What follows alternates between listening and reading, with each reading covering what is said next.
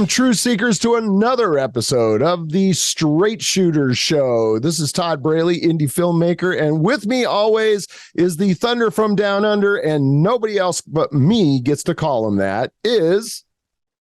Itai Guberman. And a little more energy, dude.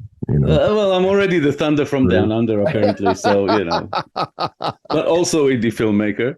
Yes, indie filmmaker, and that's what we talk about. We bring on indie filmmakers, we bring on actors, actresses. We had our first comedian on the show, but today, ladies and gentlemen, we have the awesome Mr. Adam Steigert with us on the show. So Adam, hey, and Adam wore a tie today. Are you kidding me? Made the rest. Well, I heard I was bad. I was told I had to look professional. I mean, this is a classy show. I gotta be like in my attire. You know what I'm saying? I just assumed the strategic nature of it all. I have to say a lot of firsts for the show with you today. The shirt and tie and the jazz hands. Oh, he did jazz hands. Yes, he did. I did. That looks good. Yeah. See, it looks like great. I am somebody that likes color, man. I like vibrant colors, and that's why I like this type of attire. There you go. Well, yeah. kind of I like colors. Films too. Some of your films, the colors are like, boom, and that's not. I think they're getting more and more colorful as you go. I would like to increase it even more.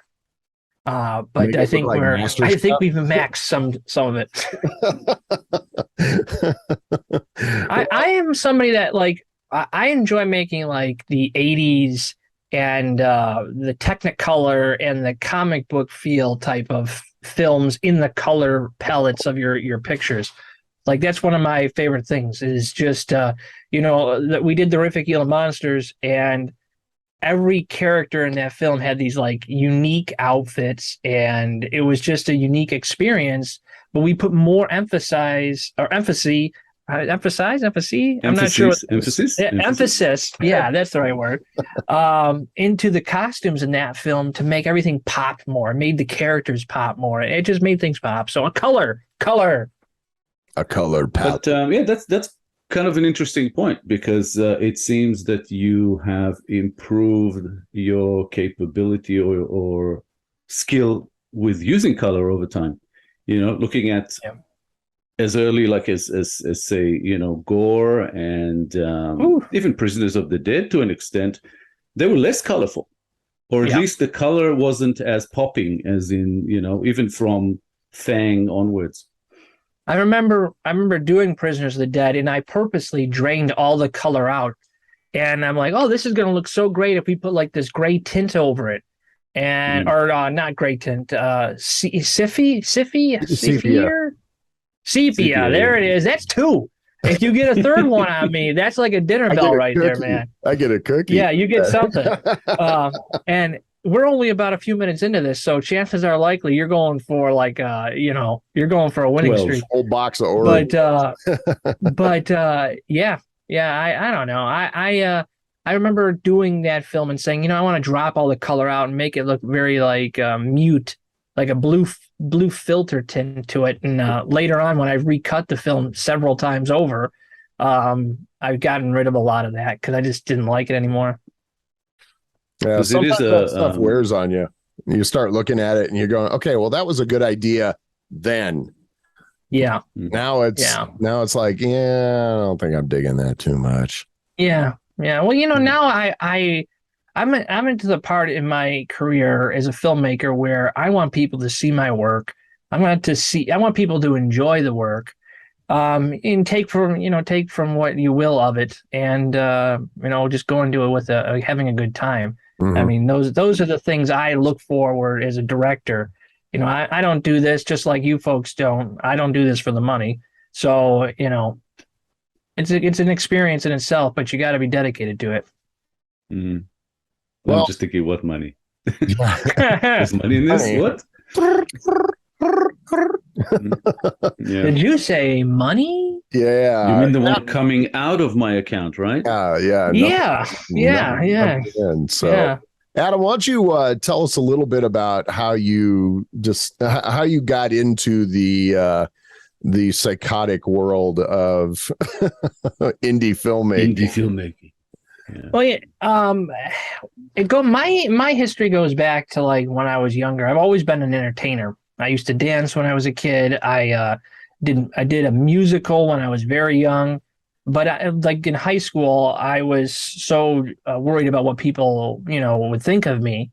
So I started doing my own thing, and I tried to go out and act, but I couldn't. I couldn't find anybody to direct me, to shoot it, or anything. So I started slowly putting my hand in the pot, if you will, of the filmmaking pot.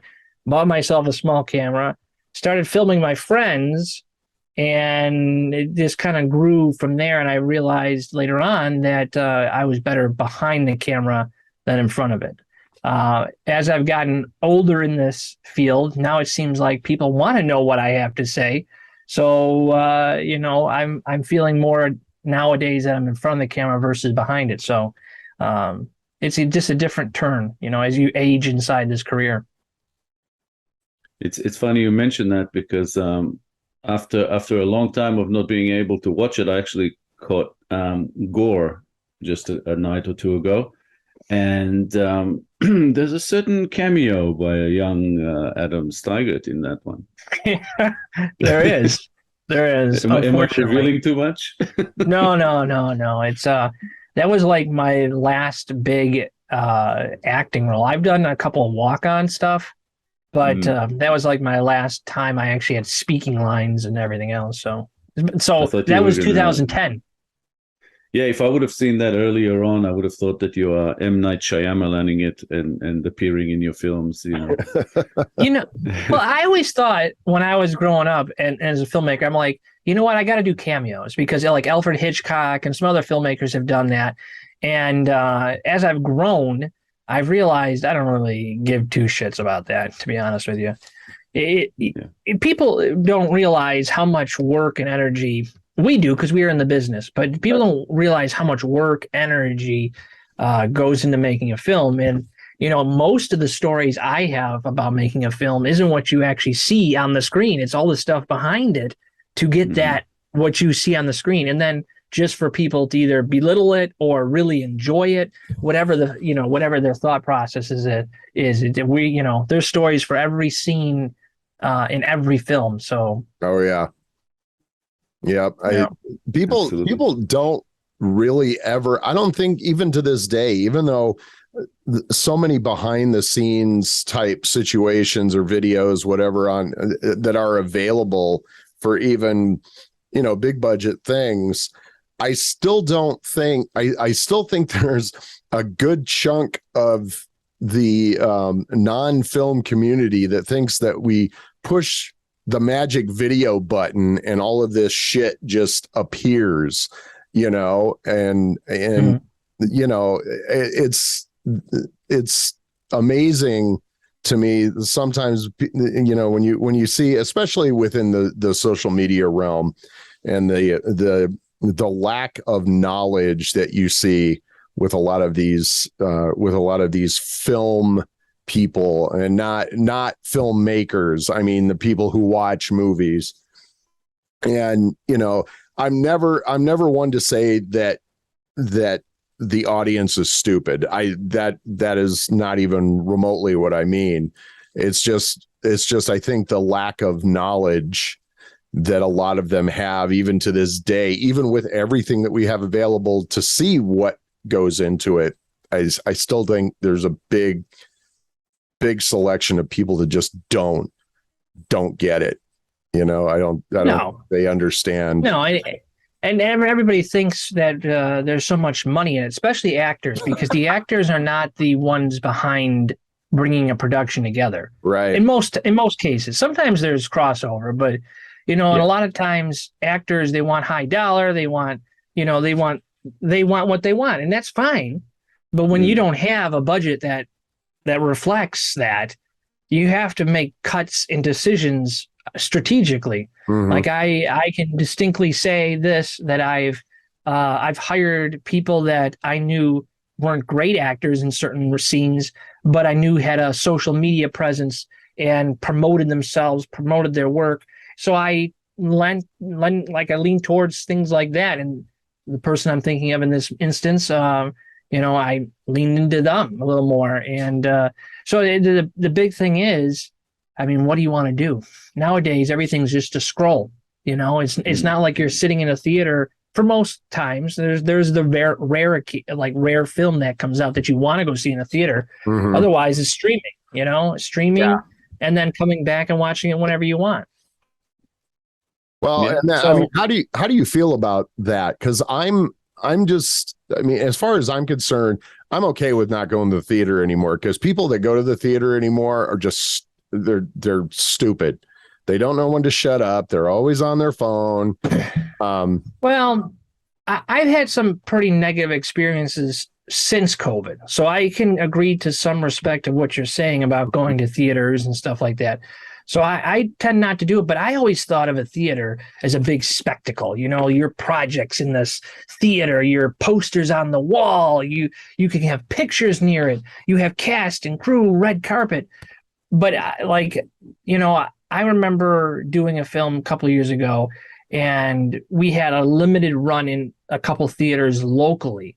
Mhm. And, it took so much money to invest to get the word out that for the indie level, it wasn't economical.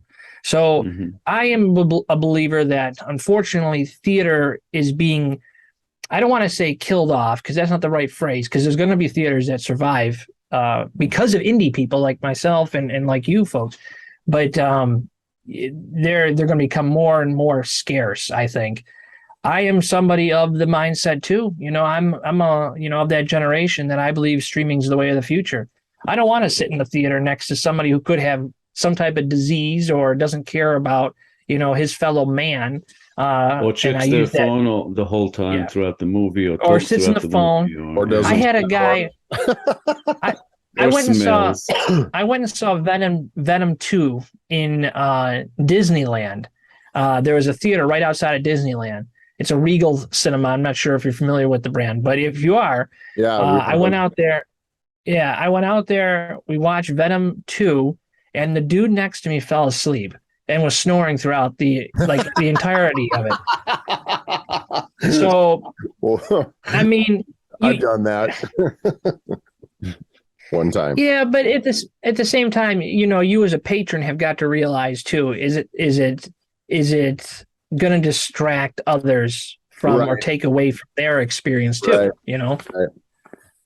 But people don't care. So, I mean, no. I actually think that if cinema was or had to kind of rely on indie, then it's dead already. I think that the reason that cinema sort of will continue to be a thing are the younger audience and people who go see stuff like Maverick at the cinema. Which was a mixed thing, that was older and younger. But right, films that go $1 billion plus will still be around. And I mean, it was a huge surprise that it did as well as it did, but apparently that's still possible. Well, the big thing about that I loved about Maverick was it's just a movie. It was what the original Top Gun was. They weren't making a statement. Nobody was the bad guy. It was just, let's go to the movie. Let's go have some fun.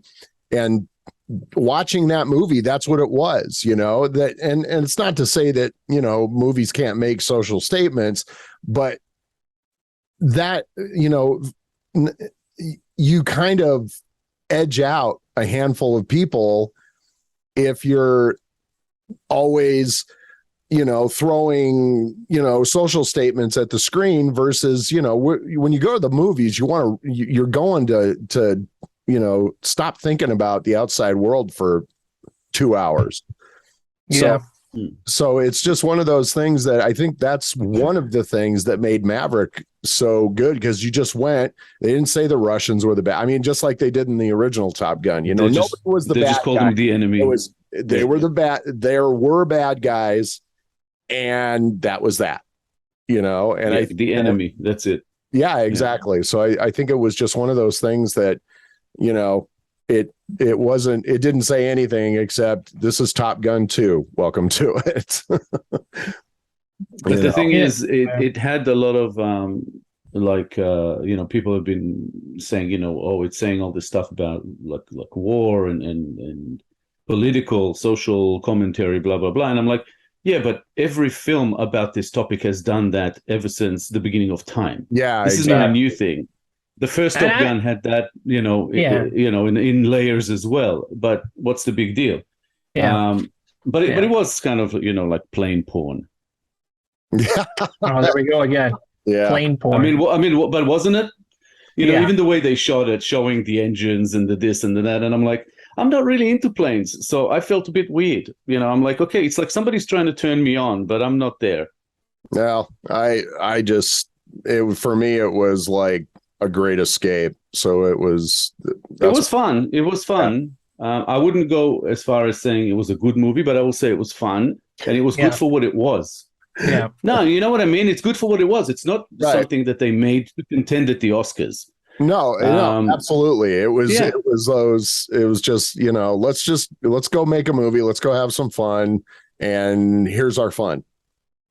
Yeah. Here's a couple $1 million too. Yeah. Enjoy. Oh, and Tom Cruise. You can have Tom Cruise too. Maybe that.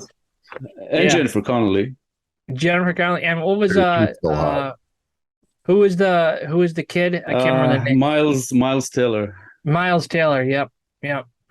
And I assume that he will continue this into sequels. Yeah, I think so too. Yeah. I do. It was nice to see Val Kilmer do like a sort of a swan song, I think. Yeah. And again, most of it is the nostalgic factor that takes you back to the original, which, you may have loved, you may have liked. I don't know anyone who hated it. So my wife hated it, but she doesn't like Tom Cruise. So. Yeah, I can see that.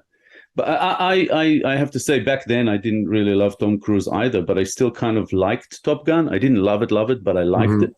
It was fun. Again, Goose character was fantastic, and also Iceman. So yeah. Yep. Plus, it produced that Quentin Tarantino rant about how it's a gay film, which is hilarious. It's a gay film? Yeah. Yeah, it's just the whole setup and how it ends, and you can ride my tail anytime, and that kind of stuff. It's just brilliant Tarantino. Yeah. That video is actually on YouTube. You could dig that up. It's pretty good. It's from a movie called Sleep With Me.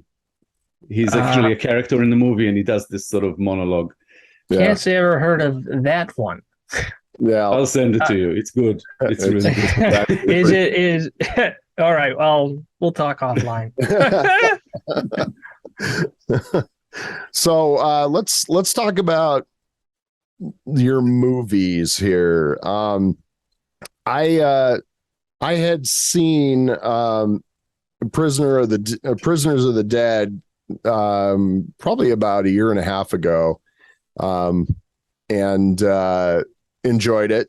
And then within the last few days, I kind of blown through. Well, I'm not going to say blown through because I watched them all the way through, but binged some of your other ones here as well. And the first one that I checked out was Star, and I was not. When I looked at the poster, I went, out of all of these, he made like a family film. Okay, that works. I'm golden, and I'm starting watching. You saw it, right? I watched the whole thing. Yeah. All right. And then about halfway into it, I heard a couple of F-bombs come out of the alien's mouth, and I went, okay, this isn't a family film, but it's still cool. It was fun. It's for the Addams Family. Yeah. Star is a film. And actually, there's a director's cut of that film that has not been released that I've been working on for quite some time. But we have not been able to get it out. Soon, it's going to be ready. But Star is a film that had an identity crisis caught up in a lawsuit. Now, the film itself wasn't a lawsuit, but there was a lawsuit we as a company were working on for another title at the time. So my attention as a director, as a creator, had to switch from taking on the project of Star and move it over to doing this lawsuit. And it was for a rights of another film to be returned back to us, and it was a challenge. So I put somebody else in charge of some things, and we didn't see eye to eye on those things, and we all, it was a hard time because trying to juggle a lawsuit, trying to juggle a brand new film that cost like $25,000 to make, it wasn't easy, and like I had, things suffered as a result. So I don't really like talking about Star, only because it is such a film that is like with your pants down. But then there's the people out there that really like Star and send me fan mail. And look at this. I'm going to show you, since I'm right here. This is one of my prized possessions. This is actually this is a figure of Star. He's my wife had him made an action figure, and he moves and stuff like that. And he has the I love I don't know if you can see it, the I love freshman shirt on. Yeah, I see. So I mean, when I got this as a present. This is like one of the best presents I've ever gotten. It just hit me, but I hate the goddamn movie so bad. In fact, the Star puppet himself is in my office here, actually off camera, and he's just kind of laying by the floor. And his body took such a beating from shooting that film. There's a scene where we did a puppet fight sequence. It's one of my favorite things I've ever done. And and it's in a movie that I absolutely hate. So it's one of those things that you learn what you like and what you don't like. And during that time when we shot that scene, it was the end of production. So it was like the last couple of days, we're like, let's just go to town on this thing. And we did touch-ups here and there, but at the end of the day, the puppet, he took a real good beating. And there's some shots where you can see it. But did you like it, or were you? Did you like it, or were you like, this is not Adam Steigert? I like the whole premise behind it, and I liked that the alien kind of how do you say, that kept coming up, and it was fun to watch because I felt like it was different. It was not an indie film that because we obviously we've got E.T. and we've got Paul what's his Simon Pegg. Simon Pegg and them did, and even here's one. Remember Mac and Me? Yes. I actually, they shot some of that movie at the place where my mom used to work, at the McDonald's production studio. So I was more like a Short Circuit. Yeah, well, Short Circuit, but what I'm saying is in that realm of, I have never seen that in an indie film. So for me, it was fun to watch, and the guy that you had, I forgot the actor's name, the one that was playing the writer, Chris Barbas. Chris, yeah, he, it was just the whole idea behind it was fun, and I enjoyed it. I said it before that Star has an identity crisis, and it really does, because for those that don't know, Star was actually a part of the original Horrific Evil Monsters storyline. So originally there was a whole script written, and Star's story about the writer and all that was part of that. And we took that element out of the original Horrific Evil Monsters and then made this other film for less money. The original Horrific Evil Monsters we tried bringing together in 2015, and we lost funding because one of the producers got sick and unfortunately passed away later on. But so we had to go back and we had to figure out what we could afford as a production company, and we made cuts that we probably shouldn't have with that film. But I mean, that film in itself has a whole behind the scenes drama that you could write a movie about. Yeah. Oh yeah. It's a stressful one. I was going to say you may have retired the puppet, but not the character, because it comes back in them, in the Horrific Evil Monsters. Mhm. Well, And sort of, there's, yeah. Well, with Creed and the alien. Yeah, yes. In a way, we took that because originally Star was supposed to go into the Horrific Evil Monsters, and we did some concept art and tests with the puppet, but the puppet had taken such a beating that we just from the first film, and we're like, we're not going to go spend the money to do this because it just didn't work the first time, at least in our opinion. You know, it depends on who you ask. Some people really enjoy that film. It's the one film that I always try to keep under the carpet. You know, well, but that's the first there one. has been some. There has been some talk on social media that I've seen pop up about Creed and the Alien getting their own film. we have had talks. Yeah, I've talked with Bishop Stevens, who plays the new Creed in the Horrific Evil Monsters. I've spoken to Will Nemi, and they're both obviously interested in doing it. Although there really hasn't been much movement on that at this time. I've been trying to develop some other projects, and I just haven't followed up on that to see if there's something there. It's just a cool idea, because you were talking about a crossover with Fang. Yeah. Yeah. Well, the idea we had for something like this was having the Harold character become like the villain that Alex and Obi have to kind of like fend off, if you will. And it kind of touches or dabbles on that storyline a little bit. But there's some ideas we played with that, but we haven't made a move yet. Been busy working on Ombus too. Well, I'm trying to work on Ombus too, yeah. You know, my energy level to make it is not high at the moment, only because I'm trying to get my creative juices flowing again. And I'm getting to a point in my professional career where I'm getting to, like, I call it a retirement stage. And it's like the fun, and I mean it sincerely. It may not be the last. You're saying, yeah. It may not be the last film I make or the last project my name's attached to, but I'm becoming like way more selective, and I don't want to do something if I cannot make it look great. And you know, I'm not going to dump money into something that is not going to live up to the original. That's the first thing. And tell us something new, but still give something to the first film. People love Ombus, the first film, as that's probably the number one film people talk to me about. That and Prisoners of the Dead. Those two films are often talked about to me. So, you know, we'll see what happens. My drive and my thought process is there for the story and everything, but it just has to be the right timing, the right everything, and hopefully sooner than later we'll get the Ombus 2 story going.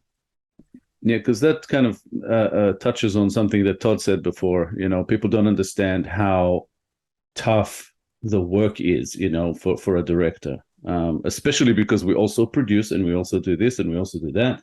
We also raise the money. We also do all the rest of it. By the time you're done with making a film, you're exhausted. You know, you yeah. I actually don't, even a short film, I don't remember a production that I came off and I said, and I didn't say, all right, I'm done with this. Well, you know, at least for a while. Well, you have to understand too, like myself, I have done quite a few projects, and I've been doing them since I was in high school. And we talked offline about that. Itai, I gave you the unofficial list of stuff I did before we put it on IMDb. And, very unofficial. Very, very, very, very unofficial. And those are projects I worked on in high school that, you know, a group of people would get together and we would have this like meeting after school, and we'd watch these films in classrooms, you know, after hours, a group of us, some teachers included. Some of those teachers still come to my screenings to this day, which is pretty awesome. Yeah, that's pretty awesome. That is very cool. That is very cool. Yeah. Yeah. Well, why don't you talk, you know, let's go back. I'm looking at your IMDb right now. I mean, let's go back to like 2008 here. Ooh, that's before Gore. Yeah. Bites? Yeah, is that Bites? That's Bites. I want to hear a little bit about, and this is more of a thing for me, because I know what it was like when I made my first film. So, and not that this was your first, but this seems to be That's when I took myself serious. Yeah. So Yeah. at that point, so let's talk a little bit about that. I didn't, obviously, that there's not a way to see this movie. There's not. Yeah. No. No, You gotta know people, and those people have got to know some people. The Bites is one of those roles where I acted as the lead, and I also directed, and I also wrote, and I also edited, and I also did a zombie, and I also did this, and I also did that, and I was this, so it was one of those films where I did too many roles, and I didn't focus on one. And then we started using copywritten music. So the film is a mixture of Godzilla Millennium, that Godzilla 2000, and I want to say The Matrix Reloaded. Yeah, that's what I want to say. Those two soundtracks are probably what that film is. But and the thing is, the original footage for that film is basically gone. So there's an edit, and I have an edit of it. But it's all embedded with the original copywritten music. So trying to get it out requires like us to re-audio dub, which isn't a bad deal because I'm like the main character in it. But there's quite a few other actors that I do not work with anymore, that don't even act for that matter. So if we do something with it, it's going to require voiceover work, which wouldn't be a bad idea, to be honest with you. But right now, we haven't committed to that yet. Gotcha. It hasn't aged very well either. Okay, well, there's a about that. Why is that? There's a green screen shot in that film that is probably the worst shot in the history of me making film in ever. And maybe I'll share that with you guys offline. But there's a scene where we did not have the camera on a tripod, number one. So when you're using a green screen, one of the biggest ideas is you want to have a tripod that you newsflash, hint, as a filmmaker, have a tripod. It's a lot easier. Yeah. So we were holding the camera, and we have a lot of noise in it, a lot of grain inside the footage, and the picture wasn't cleaned very well, so it looks fucking terrible. And I say that. So I love that. Maybe we move on from all the films that look terrible and go to something good. Wow. No, this is actually awesome, because it's like this was your film where you got to try some things and gloriously fail at them to learn how to do them properly. Mm-hmm. I mean, what I will say Bites did out of all the films is it piqued people's interest into me as an artist. It was able to get me people to help fund future projects. So was it a total loss? I'm not going to say it's a total loss, but I'm going to tell you that it's one of those films that you wait many years before that film is released. You're established, and then somebody wants to see your early work. You're like, here, see it. And it's just their expectations are not ruined. But at the same time, you're going, look what I did, and look where I am now. Yeah, I mean, it'll be a special feature on a DVD or something. Yes, yeah, yes, and there are clips of it out there in little bits and pieces. Like there is some footage I actually just recently released on my Facebook page, my official Facebook page for the film, and there's some behind the scenes stuff on there I was able to get out, but. Who knows? I can tell you that it's not my best acting. I'll say that. And when you're the guy that holds the film, whew, yeah. But those are never total loss. It's always at least a learning experience. I mean, we have to improve from somewhere. We can't start, from knowing every little thing about filmmaking. Right. It's a learning curve. There are people in Hollywood that still don't know how to make movies. I agree. Mm-hmm. They do know how to get paid, though. Well, yeah. It's all formulaic. They have a formula that they just keep recycling and recycling and recycling, and it's not allowing creativity to flourish at all. Now, I just at the time of recording this, I had just started watching the first episode of the Disney Plus Andor. Andor. Jeez, yeah. wrong place. Andover. I did it again. You know what I mean? I got Come on, Todd. This is it. This is number 3 right here. At least you're keeping count. Yeah. But I got to tell you, I'm hoping I get more interested in it because Rogue One was such a great Star Wars film to me. And to see that get ruined over 2 seasons of a show like this would be very sad for me if it came to fruition like that. But Disney's such a pop culture thing now. You got Star Wars, you got your Marvel, you got all the just normal Disney stuff. So they look for what is going to bring them the money the easiest, and I understand that. I mean, that's just what companies should do, is bring money in, and they're doing damn well, billions of dollars per film. But at the same time, it's not really allowing creative people to, search out paths for their own creativity, Yeah, there's nothing. I mean, I don't know how many times I've said to my wife, I said, why do we have Disney Channel anymore? I said, we're not going to see any Mandalorian shows anytime soon. I said, they fucked up everything else. So, why do we still have Disney Plus? Well, there's some redeeming factors to Obi-Wan, but there's some things in it that, like, I don't want to get all into that, but there's some characters that didn't need to be into that film, and it just crowded it up, or that series, I should say. They tried to do way too much. It's like, guys, the concept though with Leia, I could support it because it kind of was like, okay, I can understand some of it, but there's some continuity issues I hear everybody bitch about. Yeah. So, I don't look at it like that. Phantom Menace is probably one of my favorite Star Wars films, and Jar Jar Binks, I want to see him in the next season of Obi-Wan. You're not. I'm just going to stay very quiet here. Please, because he's my childhood hero. You know what? I'm staying very, very quiet. I did not have a problem with him when I saw Phantom Menace in the theater for the first time. I really didn't have a problem with him.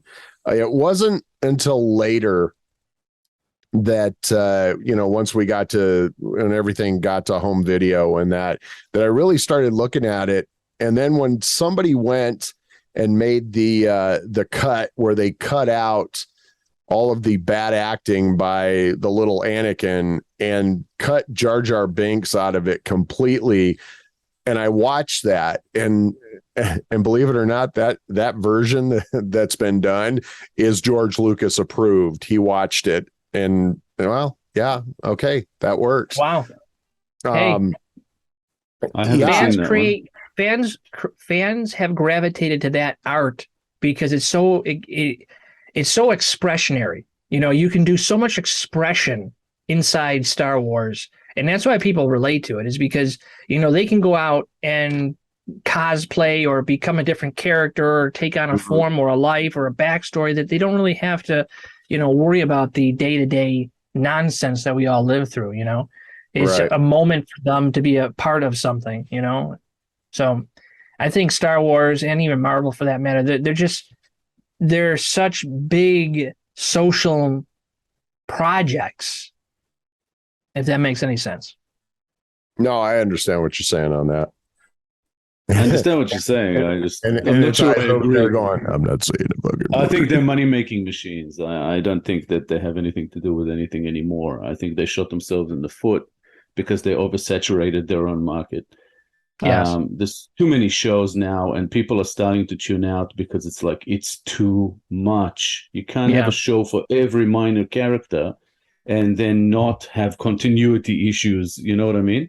When they cross over, you just can't. It's too much. But I wasn't a fan even before then. I like the original films, from the 80s.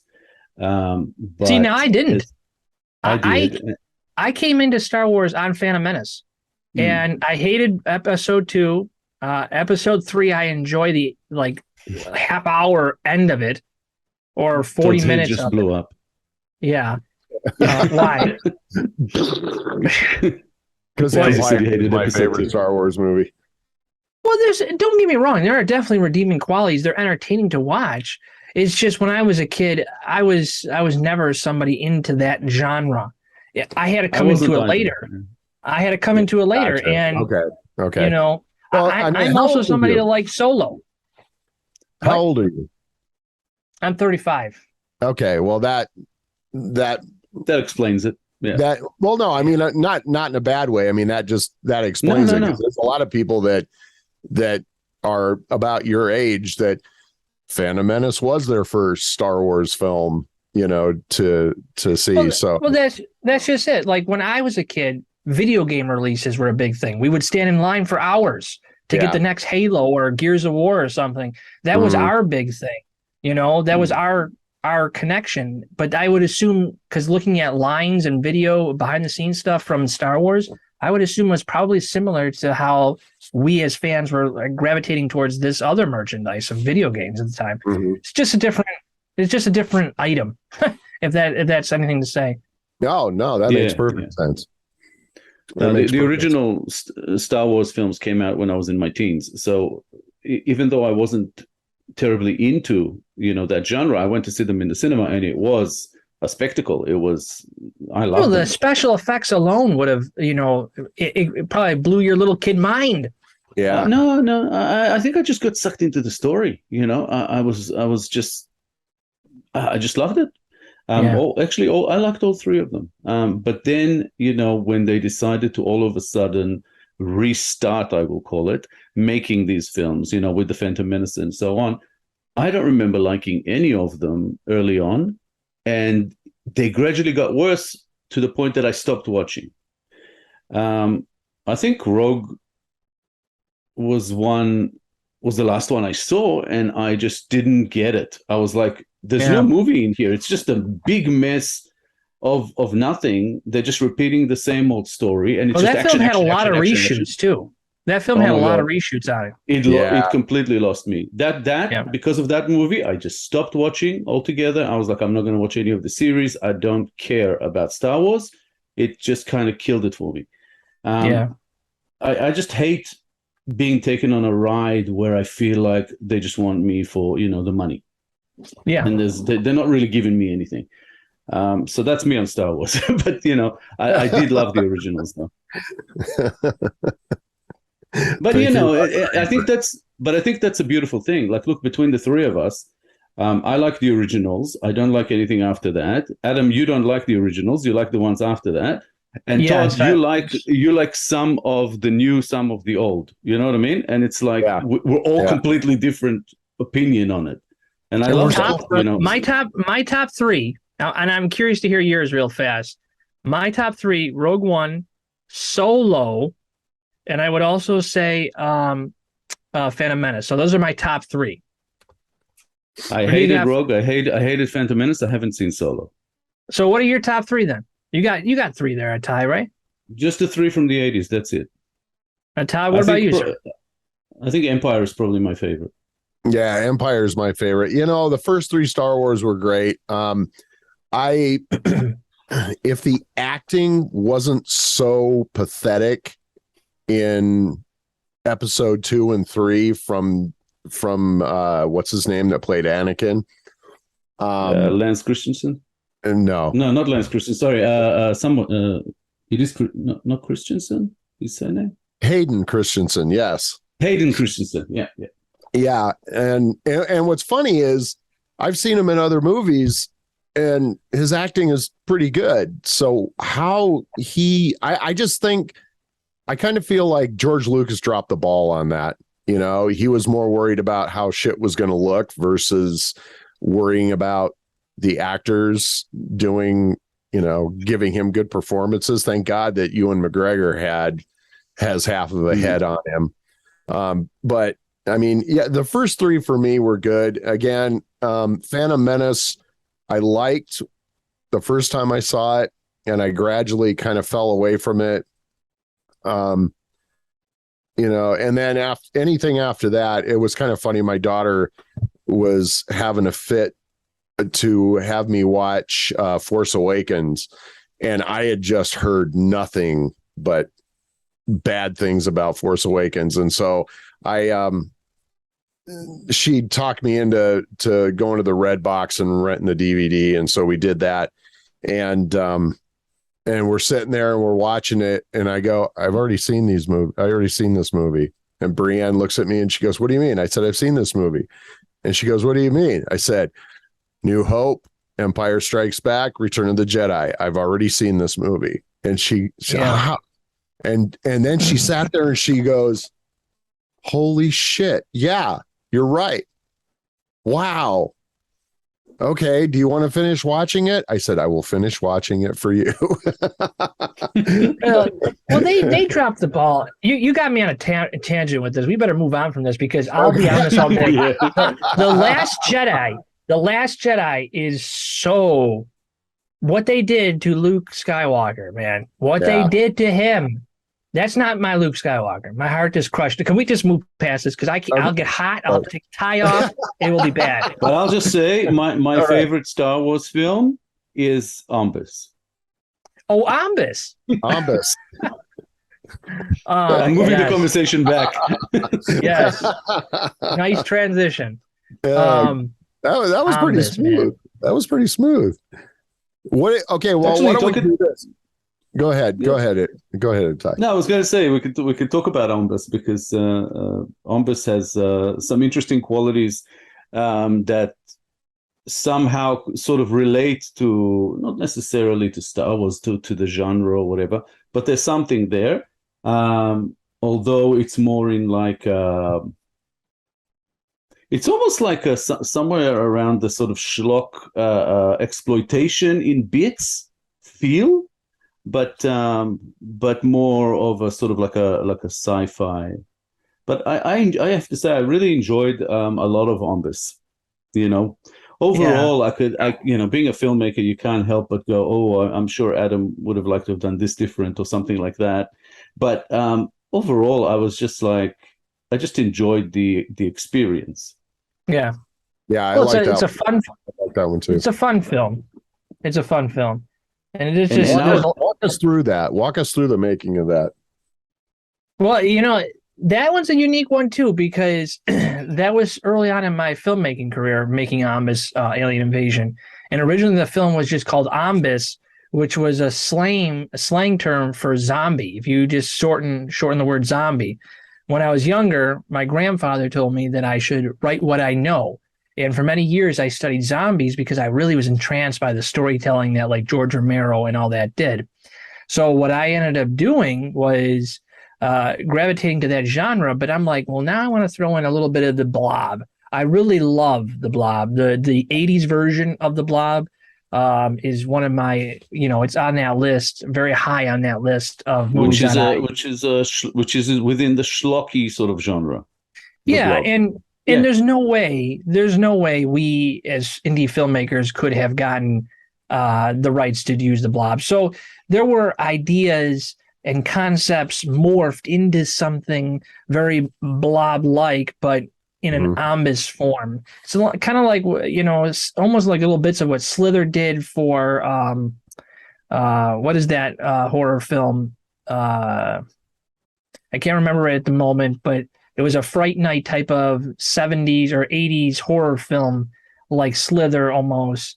Night of the Ghouls, is that it? Night of the Ghouls, yeah. So they're very similar too in nature, the slug things and all that. But anyways, I'm getting kind of off myself. So I wrote this script, and I said, I'm not going to worry about how to shoot it. I at this point I was like at the peak of my existence. Like I could get city streets, I can get buildings blowing up, I could get these things, and people would gravitate to this storytelling. So I ended up doing that. I went and got that type of interest, if you will, and the next thing we did was we started shooting. And when we started shooting Ombus, we had no budget. So we had the day that I started shooting, or we started shooting on Ambus. I had 3 producers sign on, thank God. But they saw what we were doing or trying to do, and they're like, "Well, we believe in you. We're gonna fund this." But we had literally 1 day of funding to make that film, and the rest is history. We ended up. I mean, the entire film was scheduled. Everybody was cast. I mean, locations were locked down, permits were signed. There was just no money. So how do you do all that without any money? Thankfully, we had those folks step up. But so then we made that film, and that film has become my all-time favorite film to have made. There are 2 scenes out of my filmmaking career that I just always have loved. And one of the scenes from that film, Ambus Alien Invasion, which features Aaron Fitzgerald and Richard Satterwhite's character in this police car. And It's the one I was thinking of. Yeah, it's my second favorite scene, but for many years was the number one until the Rifficular Monsters came around and there's this Anna scene. But yeah, so that film became such an experience. There was parties almost every night on that set.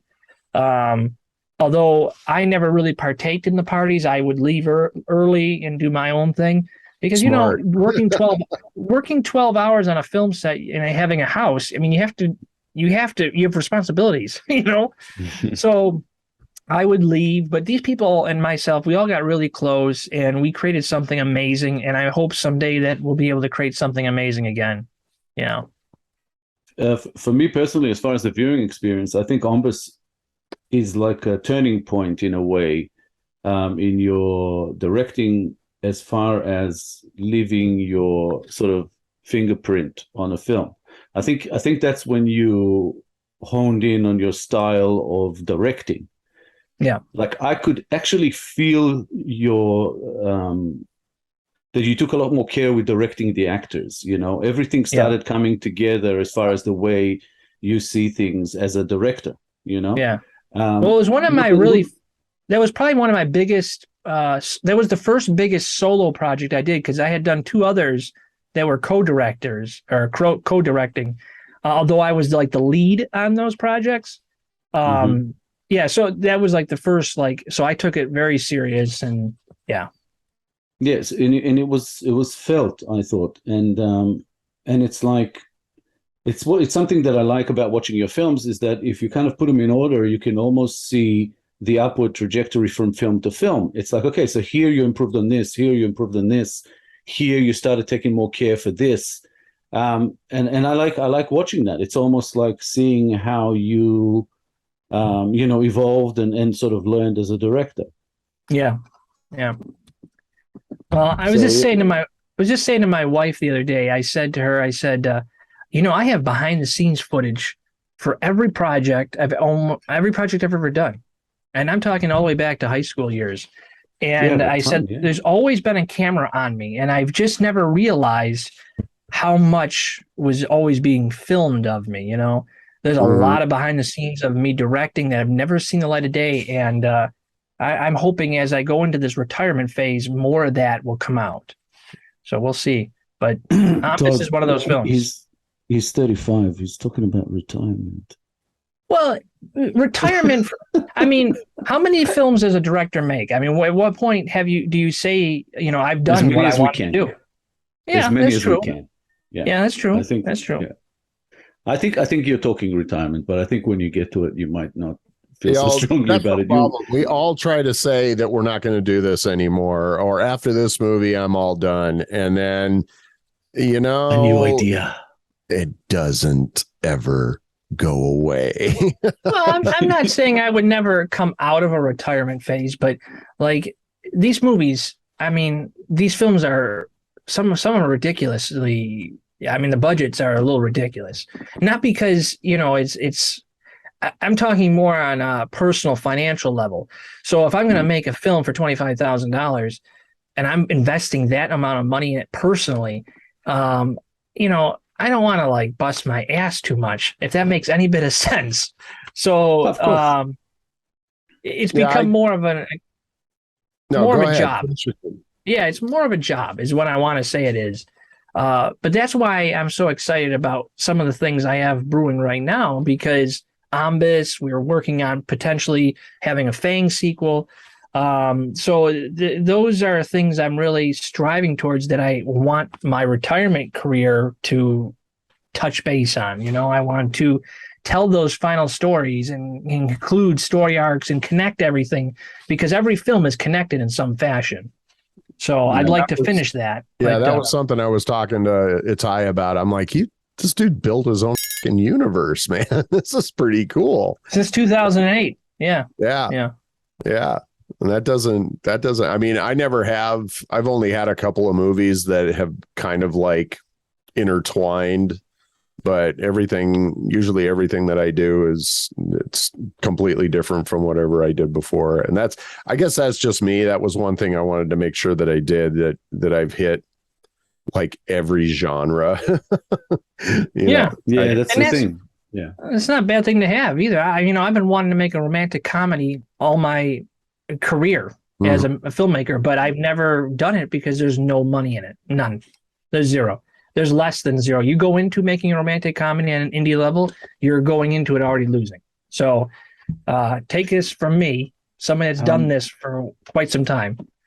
You know, I hope that it'll come back, because romantic comedies used to be moneymakers. And I hope that it will come back within the new landscape, the streaming landscape and all of that. Because eventually you can't just keep going horror. Everybody's still looking for horror. In streaming, even distribution companies, they still put out, we're looking for films. Oh, really? What genre? Horror. It's like, oh, okay. Well, horror's safe. Horror, you have a following somewhere. There's somebody that loves the type of carnage that we like to make. Yeah, don't get me wrong. I love horror. No matter what side of the planet, I get it. I've said this before, and Ty, you may have remember this, but being a good horror filmmaker is like being a good magician. All right, like if you can pull off an illusion or a trick, then you've done your job. You are the magician. So there you go. Yeah, take it to the bank. I've never thought of things, in that respect, as far as being a genre filmmaker. I started in comedy. I sort of moved into thrillers, and then sort of from there into horror, and I like all of them. And I think comedy is the hardest, because the timing is just so much more important than any other genre. But there are some similarities between comedy and horror, and I don't know. I think I'll keep staying maybe in that sort of lane as long as the ideas come from there. If an idea comes from a different direction, I'm all over it. All right, there you go, ladies and gentlemen. That was part 1 of this episode. Part 2 will be coming up very, very soon, so look it up on the Straight Shooters YouTube channel. Thanks for watching. See you soon.